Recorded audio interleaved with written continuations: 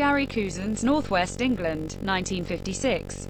Archie Rice. Laurence Olivier has been treading the boards as a comedian and song and dance man for decades, with never much success. He lives with his second wife Phoebe Brenda Banzi and his father Billy Roger Livesey, also an entertainer of old, and Archie's son by his late first wife, Mick Allen Bates. His other son Mick Albert Finney has been called up to serve in Egypt during the Suez campaign. Always short of money, Archie has plans and hopes for success which never comes. When his daughter Jean Joan Plowright comes to stay, things are brought to a head. The success of John Osborne's Look Back in Anger on stage served notice that a younger generation was beginning to make its voice heard, and that voice was often in reaction to the older theatrical establishment. However, some of said establishment took notice. One of them was Laurence Olivier, who approached Osborne to ask, Look Back in Anger had been about an angry young man, so could Osborne write a play about an angry middle-aged man? Olivier was by then 51 and had been knighted in 1947. As well as his distinction as a stage actor, he had also acted in films since 1931, winning an Oscar for Hamlet in 1948, the film itself, which he had also directed, winning Best Picture. That was the middle one of his 3 Shakespearean films, following Henry V, 1944, and followed by Richard III, 1955, in both of which he also played the lead role as well as directing. Osborne took up the challenge, and the result was The Entertainer, a 3-act play which opened at the Royal Court on 10 April 1957, the production directed by Tony Richardson, who had been at the helm of the original stage production of Look Back in Anger. The Entertainer was soon moved to the West End, with the original Jean Dorothy Tooton replaced by Joan Plowright. That was significant for both Olivier and her, as in 1961 she became his third wife, a marriage which lasted until his death. Olivier's wish to connect to a younger, vital theatrical generation was successful, as Archie Rice soon became one of his signature roles. The play is one of Osborne's which has so far endured, and is still revived, most recently in London in 2016 with Kenneth Branagh as Archie Rice. In 1959, Woodfall, a company set up by Osborne, Richardson and Canadian film producer Harry Saltzman, had released their first film, the big screen adaptation of Look Back in Anger. They followed this a year later with this film of Osborne's play. Many of the same personnel returned. Nigel Kneale again wrote the screenplay, though this time Osborne is co-credited, and Tony Richardson directed, with Oswald Morris back as cinematographer. Morris gets a name check in the film. A radio announcement refers to a Sergeant Ozzie Morris. There was no question that Olivier would not reprise his stage role, and he was certainly thought a big enough name to do so, unlike as in Look Back in Anger, which had resulted in a 2-year-old Richard Burton being somewhat miscast in the lead. The original stage Phoebe, Brenda Banzi, played the part again, and Joan Plowright returned as John. The original Billy, George Ralph, was unable to reprise his role here in 1960, so Roger Livesey was cast, even though he was only a year older than Olivier. Making their cinema debuts were Alan Bates and Albert Finney. Both Finney and Shirley Anfield have said that their smallish roles in this film Finney's was shot in just one night were in effect their screen tests for Woodfall, and they indeed had much larger roles in Woodfall's next production, Saturday Night and Sunday Morning, which in Finney's case made him a star. The film was shot on location in Morecambe, Lancashire, including the old Alhambra Theatre for Archie's stage routines, and in the studio at Shepperton. The film is something of a period piece, set 4 years before its release, specifically during the Suez Crisis, which Mick has been called up for. That disastrous military campaign had been a particularly contentious issue between younger and older generations. An early flashback shot by Richardson and Morris, largely at a Dutch angle, details how Jean had gone on an anti-Suez protest march in London, and features her saying goodbye to Mick before he leaves for Egypt, and gives us some sight of her relationship with her fiancé Graham Daniel Massey. The play and the film can be seen as a metaphor for a British Empire in decline, with Archie's possibly imagined glory days as a stage entertainer long behind him.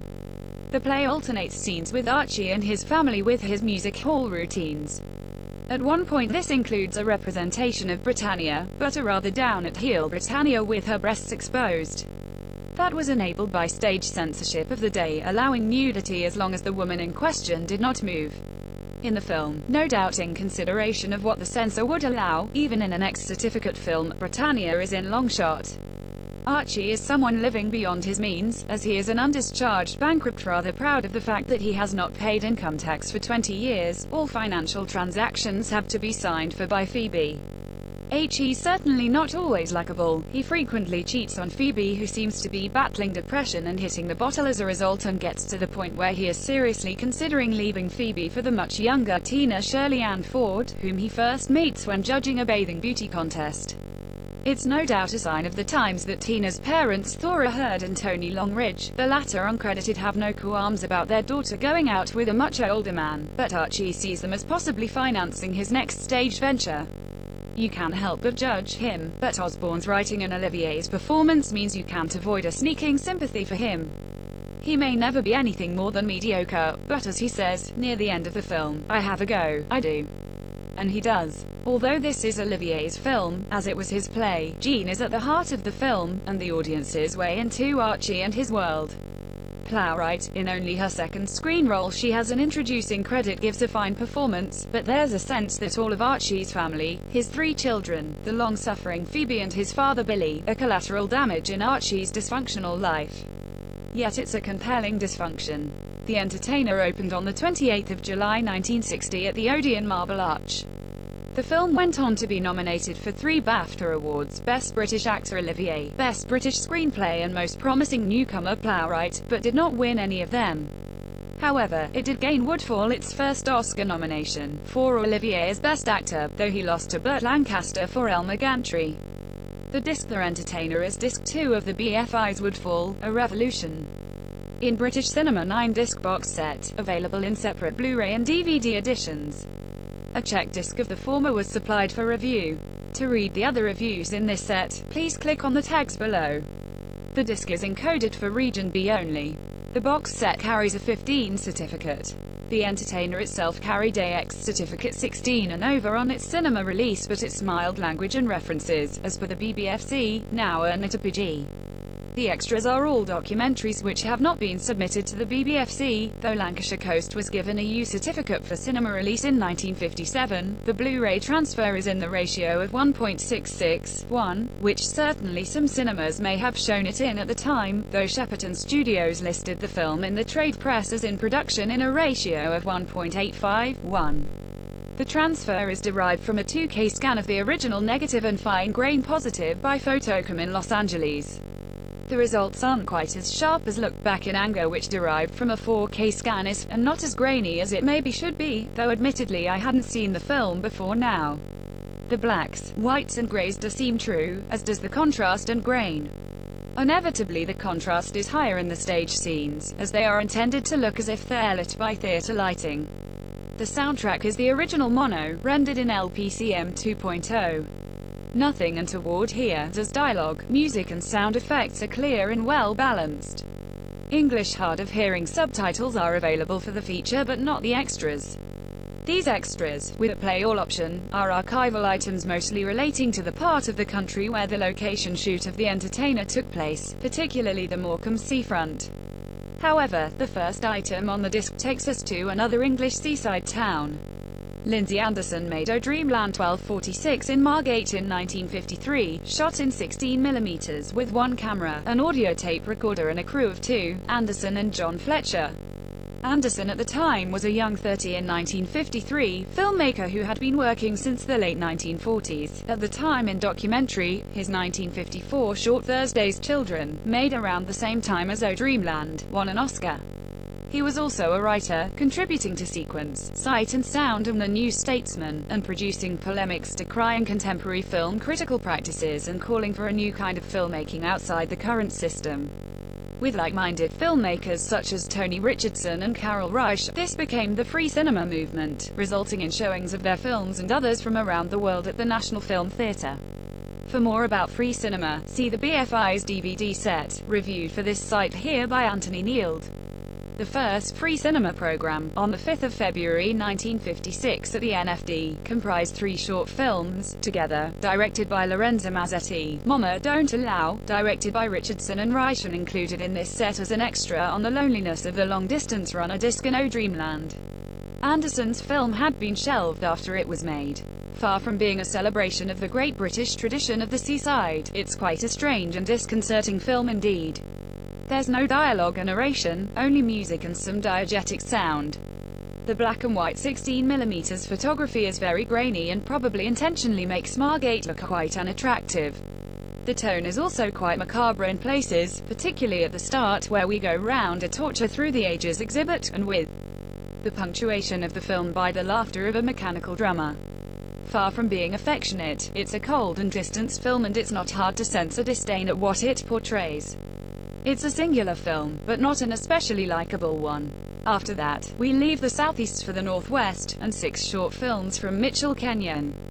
Sagar Mitchell and James Kenyon, based in Blackburn, set up their company in 1897, taking advantage of the new medium of the motion picture, which had been shown publicly by the Lumiere brothers only 2 years previously, in 1896 in London. Through the first decade of the new century, Mitchell Kenyon specialized in short actuality films, local films for local people as their advertising put it, shot in particular towns by day and shown in the same town that evening, to an audience open to the novelty of seeing themselves on screen. Mitchell and Kenyon might have been forgotten if Workman in 1994 hadn't found hundreds of spools of their films in the basement of a Blackburn shop, which found their way into the hands of film historian Peter Warden, who passed them on to the BFI in 2000. There are 4 DVD compilations of Mitchell Kenyon films available. For more information, see the reviews on this site of The Lost World of Mitchell Kenyon and Electric Edwardians, the films of Mitchell Kenyon by Anthony Neild and Mitchell Kenyon in Ireland, and Mitchell Kenyon, Edwardian Sports by me. The 6 shorts on this disc, all filmed in 1900 and 1901, are Panoramic View of the Morecambe Seafront 225, 2 called Parade on West End Pier, Morecambe 201, and 135, Parade on Morecambe Central Pier 235, Morecambe Promenade and Winter Gardens 222, Morecambe Pier 124, and Scenes by the Stone Jetty, Morecambe 213. These silent films are presented with music soundtracks. As ever with Mitchell Kenyon's films, it's the details which fascinate, of life in my great-grandparents' time accidentally caught on camera. It's also an odd experience watching films like this in the certain knowledge that no one we see on screen is now still alive, and even more sobering is the thought that many of the young men we see would not survive the World War a decade and a half away. Lost World is right. Much the same could be said about Morecambe Carnival 054, though as this dates from 1929, maybe some young people on screen are still with us and elderly. This short item, Silent, with intertitles, was produced for Topical Budget, one of the major newsreel companies of the silent era, in business from 1911 to 1931 and only shown in Manchester and Liverpool. It's interesting to see that some of the local businesses which appeared on screen in Mitchell Kenyon's day were still there in nearly 3 decades later. Lancashire Coast 1516 was made in 1957, shot in colour by David Watkin, and takes us on a whistle-stop tour of the county's attractions. The narration is, let's say, a little of its time, particularly when it marvels that young women were brave enough to go on the Blackpool roller coaster. We also catch a glimpse of local celebrities such as comedian Arthur Askey and footballer Stanley Matthews, actually from Staffordshire, but playing for Blackpool at the time, and later to become the first footballer to be knighted. This is presented in 1.371, though given that this was a 35mm short film given a cinema release, it does show signs that it was intended to be shown at a wider ratio, though by no more so than 1.661. Certainly, the opening credits text is framed for widescreen. Also on the disc is a self-navigating stills gallery 332. The essay in the BFI's book included with this box set is by Vic Pratt, who takes us through Olivier's approaching Osborne with quotes from the former's autobiography through to the film's production and release. Pratt also talks about the film's difficulties with the censor. The producers wanted an A certificate, but the BBFC held firm on an X. This caused some reaction in the press, with such a great thespian appearing in such adults-only fare. The reviews when the film came out were mixed, with most agreeing on the greatness of Olivier's performance but finding the subject matter rather tawdry and beneath such a great man of the acting profession. But, on the other hand, the Entertainer, play and film, gave Olivier the chance to reinvent himself and not be left behind as social change began to take hold of the country.